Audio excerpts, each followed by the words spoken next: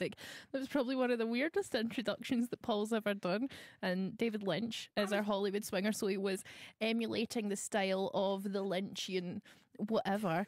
But the fact I didn't realise you were supposed to be able to understand those words. See, it's difficult. You have to properly do it the way they did it in the programme, Twin Peaks. You have to say it backwards. Yeah. And then record it with you saying it backwards to sound weird going forward. You can tell Paul's on break from his normal job. He's got too much time on his hands. Yeah. Right, tell me about David Lynch, Paul. David Keith Lynch, born... Middle name Keith? Yeah. Born January 20th, 1946. It was a Sunday in Missoula, Montana, to Mother Edwina, who was an English language tutor, and his father Donald, who was a scientist for the US Department of Agriculture. Donald and Edwina sound the most English people ever. Yeah. Okay. Now, due to his father's work, the Lynches would move across the US many times during the director's youth. But one constant was that Lynch was in the Boy Scouts, and he rose to the highest rank of Eagle Scout. And he would, as part of his scout troop and on his 15th birthday, attend the inauguration of John F. Kennedy as president. Seriously? Yeah. Ooh. They were there, like, at the actual big day. One of the other things that Lynch did in his youth is that he would collect rotten fruit and dead animals, and he would line them up in the family basement, and he would watch the different textures, as he put it. His father told him at one point that he should maybe not have kids. Okay. Wanting to study painting, a young Lynch went to art schools, but he ultimately dropped out after a year. Instead, he decided to travel around Europe with his pal, hoping that they could train with this famous Austrian painter. But when they got there, they found out he wasn't available. You can't just go up and train with people. Also, historically, don't hang about with Austrian painters. No. So they chucked it, and they went back to the US after 2 weeks. So they just turned up and expected to do something. They wanted to go to Europe and hang about for 3 years. Okay. Training with classical Austrian painters. So and weird. Then chucked it after 2 weeks. Yeah, because you can't just turn up and be entitled to a workshop with Da Vinci because you've paid your ticket. Having started to make short films at college, he wanted to see because he wanted to see his paintings move. One of these films got him the attention of the American Film Institute. Right. They would found a new project. The family moved to Los Angeles to study, and one of his projects there was a movie called Eraserhead. Yes. Now, filming began on that in 1972, but money was in short supply, with Lynch having to work a paper route during the day to keep funding the project. He's 23 at this point. It was during this time that Lynch had gotten into the habit of eating at the same diner at the same time, 2:30 p.m, every day, where he said he'd have a chocolate milkshake, which was at 2:30 was the optimal freezing time to make it perfect, and then drink multiple cups of coffee before writing a bunch of sugar-fueled ideas on napkins at his table. I can't really comment. I'm sitting here shoveling sugar into my mouth and drinking caffeine to try and stay perky. Yeah, but you're not writing down ideas, and if you've seen any David Lynch films, this now explains quite a lot. Listeners, how are you Lynchian fans? Do you watch David Lynch films? Get in touch, let us know. 80295 while we're doing this Hollywood Swinger, because me and Paul, I went to film school, so I've been subjected to Lynch's films, and Paul is a boy of a certain age, so he's obviously given David Lynch films a go as well because they're clever and interesting. We'll get to that. Tell me a bit more about him. So around this time he also divorced his wife, and he lived on the set of the film full time, and it took 4 years to complete it. Oh, I hate that. I hate people wasting money and time. I don't think there was any money. No, that but was see the that thing. apocalypse now where everybody's like, oh, it's a masterpiece. Well, if you throw enough poo at a wall, something's going to stick. They spent that much time and money on it. It's the nonsense. film, Right. which is a surreal endeavour, apparently based on Lynch's life and times as a young dad in Philadelphia, but it's hard to ascertain that. Okay. It became popular on the midnight movie circuit. And the film because YouTube didn't exist. The film caught the attention of a producer who worked for Mel Brooks, and Mel Brooks was looking for someone to direct a film he wanted to produce based on the story of Joseph Merrick. Now, we love Mel Brooks. So I'm excited. Known as the Elephant Man. Brooks was unsure of hiring an unknown director, but after seeing a screening of Eraserhead, he came out of it, ran up, hugged David Lynch and said, "You're a madman, I love you, you're in." Oh, I kind of like that. So the film, The Elephant Man, released in 1980, was a massive box office and critical success. Yes. Made a ton of money, massive love across the board, and the film was nominated for 8 Oscars, including a Best Director nod for David Lynch.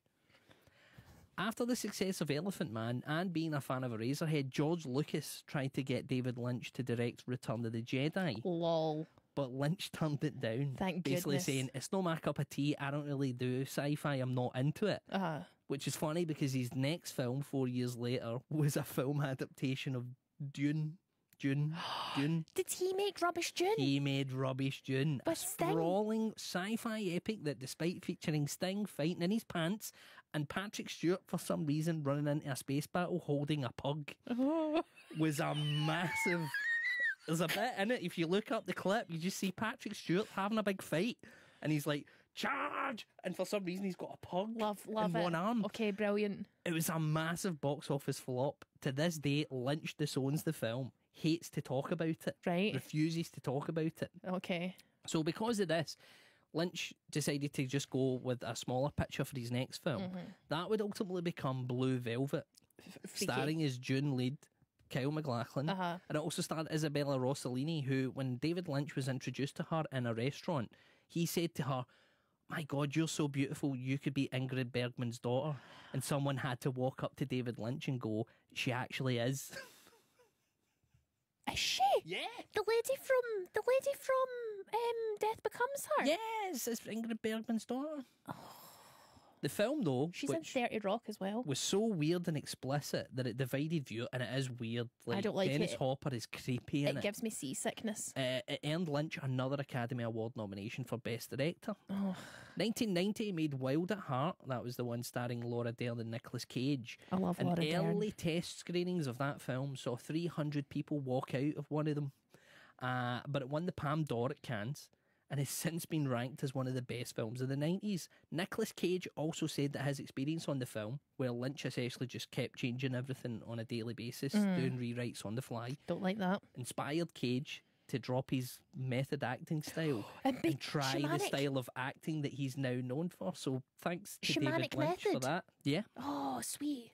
The same year, 1990, saw Lynch team up with the TV writer Mark Frost to create a TV show that was revolutionary at the time, called Twin Peaks. And it's event television. It's the type of television that, like, my parents talk about. When I grew up and I said I want to work in television when I was like 6 or 7, that was what people mentioned. That was like event TV, wasn't it? It was a mix of the supernatural, a surrealist police procedural, a murder mystery, and a soap opera, all mixed into one. Yes. It was an instant ratings hit that had people across the world asking who killed Laura Palmer.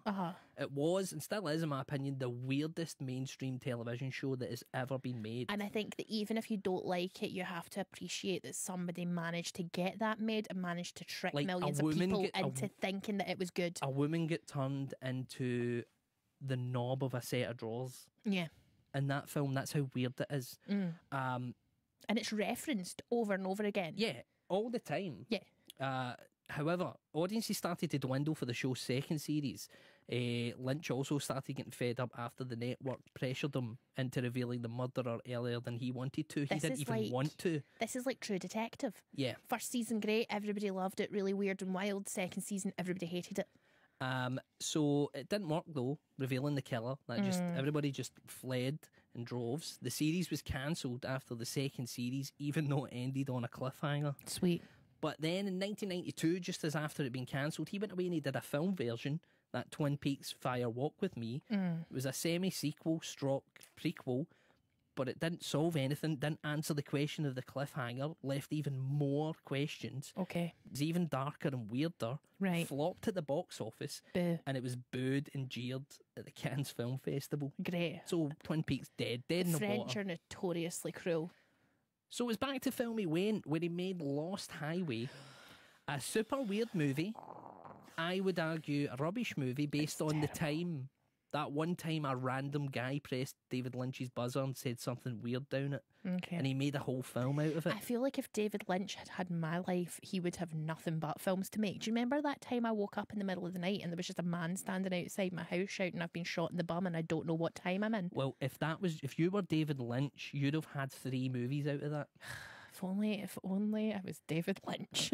He made The Straight Story, which was a film about a guy who rides a lawnmower across American states. Okay. And then he made 2001's Mulholland Drive. Hated it. A film based on Lynch's experiences in Hollywood. Okay. It was supposed to be originally 2 different TV shows, which included a Twin Peaks spin-off that both failed to get off the ground. So he just took the 2 ideas and smashed them together, made a film that no one understands, but it somehow got not only another Academy Award nomination, but is always ranked as one of the best films of all time, even though nobody knows what it's about. Nobody knows. If anybody tells you that they do, they're telling lies, because it means nothing. Okay. His last film, 2006's Inland Empire, he called it that just because he heard Laura Dern say those 2 words together. He loves Laura Dern, doesn't he? He does love Laura Dern. I love Laura Dern. She's a laugh. Another film made no sense. Was filmed without a finished screenplay. Great. David Lynch tried to get an Oscar campaign started for Laura Dern's performance in it by sitting on a Hollywood street for a day with a cow. Didn't work. Shockeroo. But 2017, 25 years since its demise, he got to bring Twin Peaks back to the telly with a 3rd season that I watched. I don't know if it was good or utter rubbish. Can I ask a question? Was the cliffhanger at the end of the first one that the guy from Sex and the City, Kyle... The second, so from the original one... So what's his name? Kyle MacLachlan? Kyle MacLachlan. He was Bob. He turned into Bob. Bob had went into him and his spirit was trapped in the Red Room. If you've never seen Twin Peaks, none of this will make sense, right? He was trapped in it. Yeah. See, for 18 episodes of this show, when all you wanted... There's a bad, now evil version of him kicking about the world, who's now really evil. Doing deviousness. Doing dirty, bad things. Is like the worst criminal in the world.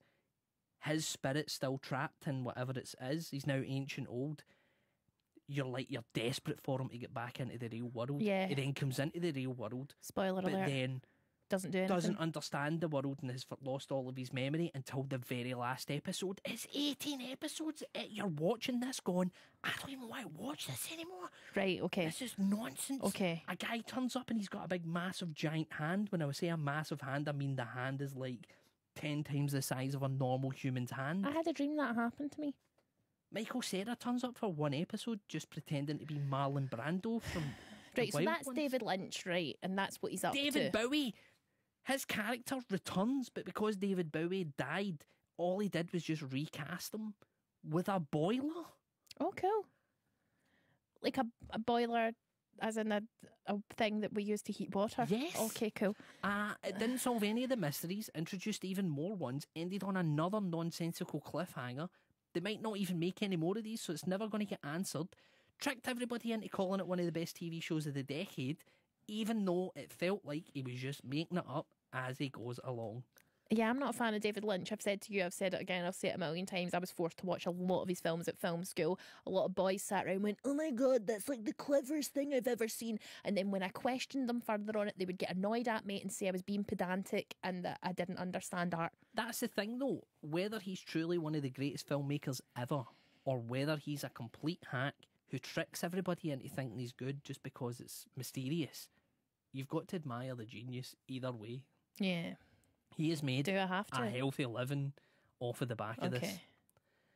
Now to tonight's song, and as well as his painting and his films and his daily weather reports that he did and the thing he did where he spoke with a monkey, David Lynch is also a fan of making music, having worked on a lot of the music in his films as well as releasing his very own songs. And one of these, following a familiar pattern, is a song that I think is utter nonsense, yet every time I heard it I couldn't help but listen to it and sing it for days. And after you've heard it, perhaps you're going to have a good day today.